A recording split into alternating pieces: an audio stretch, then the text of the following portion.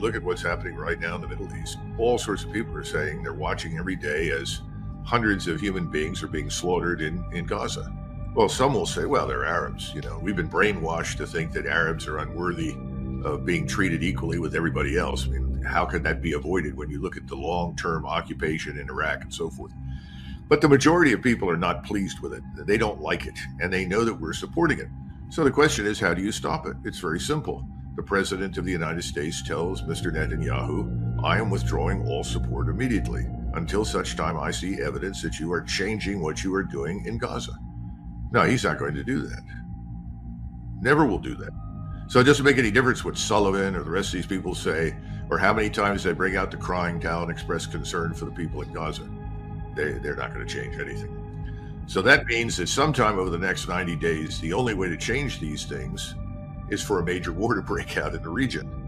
And that means that the Arab states that surround Israel are not really capable of taking on and defeating Israel. This is the big myth of what's the existential threat to Israel?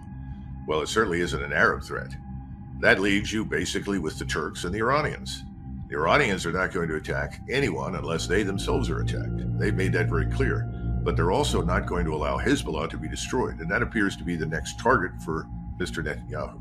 So that opens up another can of worms. And then you have Mr. Erdogan. He's under tremendous pressure at home to do something.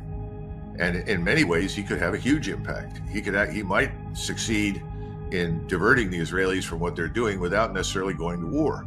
But he's the one power in the region with 90 million Turks and the largest armed forces in NATO and very capable fighting forces, not the nonsense we see in Western Europe. We're talking about serious army formations full of Turks who will eagerly kill the enemy. That's what he's got. And that should give the Israelis pause. But thus far, Mr. Erdogan has talked a good game, but he hasn't really heavily engaged. So unless something in the region happens, Mr. Netanyahu will continue to do what he's doing.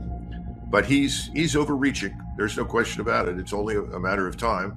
Those who overreach fail.